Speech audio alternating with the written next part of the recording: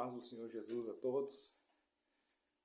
Quero falar hoje sobre a concepção de Deus, sobre o imaginativo, de como se imagina Deus, como se pensa em Deus. E quero explicar de uma forma simples e usar os textos bíblicos, que mostra como que os judeus viam Deus e imaginavam Deus, e como que nós, os cristãos, também imaginamos Deus e pensamos em Deus, e concebemos Deus no nosso entendimento. E de uma forma simples até para que as crianças entendam como é que isso acontece.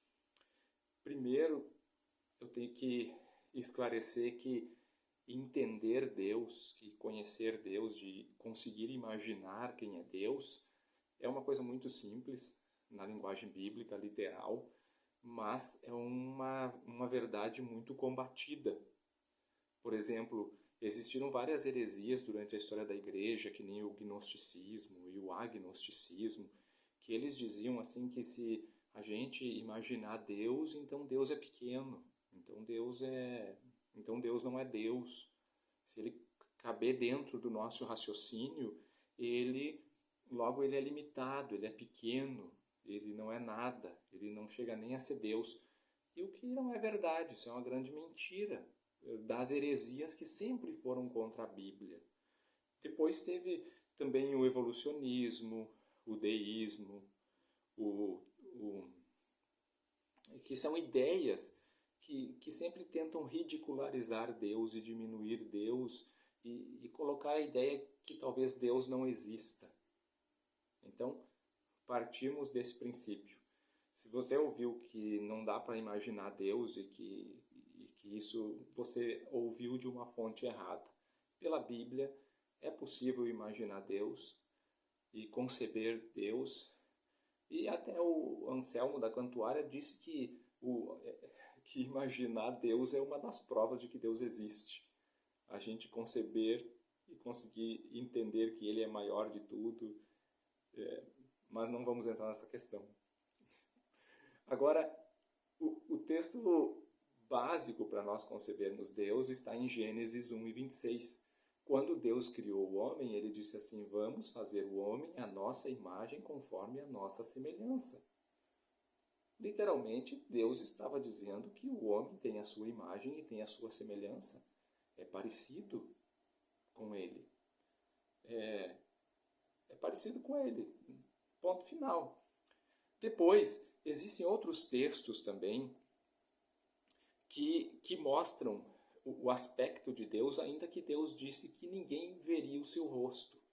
Ninguém veria o seu rosto, ninguém conheceria ele, mesmo que com Moisés ele falava face a face. Ele falava com voz audível, ele falava não só no espírito de Moisés, ele falava intelectualmente, ele falava como o homem Moisés.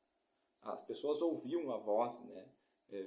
Viam assim que nem quando Deus falou com Jesus, Deus não falou com o espírito de Jesus, Deus falou em voz audível no céu, com o homem Jesus, com o intelecto de Jesus. E ele disse: esse é o meu filho amado. Os outros também ouviram com o seu raciocínio lógico.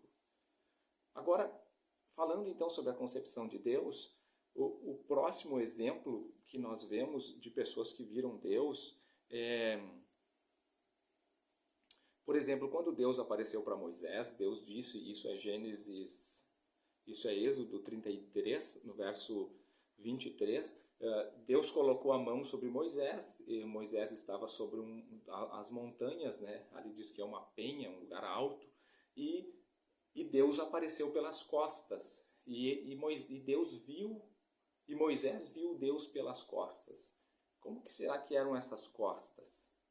Eram as costas de homem, eram umas costas semelhante à semelhança de gente. Claro que devia ser enorme, tamanho de uma montanha, e Deus ali fez uma teofania, né? Fez uma manifestação corpórea de si mesmo, de uma forma grandiosa, de uma forma gigantesca, mas era um entendimento da gente conceber Deus no nosso raciocínio. Depois, A Bíblia diz, isso está em Êxodo 24:10, e essa história é muito maravilhosa, porque diz que os 70 anciões, mais Moisés, Arão, Ur, subiram no monte e se alimentaram e cearam diante de Deus e não morreram. E diante de Deus eles viram que Deus estava no trono e que abaixo de Deus, abaixo do trono de Deus, tinha uma calçada de pedra azuis, que eram cor de safira, como se fosse o céu resplandecente. É a mesma cor do céu. Eles olharam e viram isso aí, desceram do monte e não morreram. Parece que isso não limita o nosso Deus em nada, isso só coloca Ele, isso só nos faz entender que nós somos o centro da criação dEle, que nós somos feitos para Ele e que na eternidade nós vamos viver com Ele. Agora, um outro aspecto. Quando Isaías teve uma revelação, lá no capítulo 6 de Isaías, a Bíblia diz que ele viu o Senhor assentado sobre um alto e sublime trono. E fala das suas vestes, fala que ele estava sentado, fala que era o Senhor, que havia um trono e que era o Senhor que estava nesse trono. Então, é assim que Deus é. Aí depois no capítulo 40 diz que Deus está assentado sobre a abóbora da terra e ele vê todos os moradores. Essa é a imagem de Deus, Deus está lá. Então, é assim que nós imaginamos Deus. Depois, esse outro texto de Ezequiel, no capítulo 1, e o verso 26, é muito interessante, que diz que ele teve visões do céu, né? E entre as visões do céu ele viu, e o verso 26 diz assim: e por cima do firmamento que estava por cima da sua cabeça, o firmamento é o céu, né? Feito lá no segundo dia, na separação. Ele estava abaixo do céu, então, né? Abaixo. E havia uma semelhança a um trono, de um verde, né? Então de uma safira, semelhança de um trono. Havia um semelhante a um homem no alto sobre ele. Era parecido com um homem, o que estava sentado no trono. E ele estava lá sentado no trono, claro que era Deus. É só ler o capítulo inteiro, né? Que essa é a visão do profeta Ezequiel.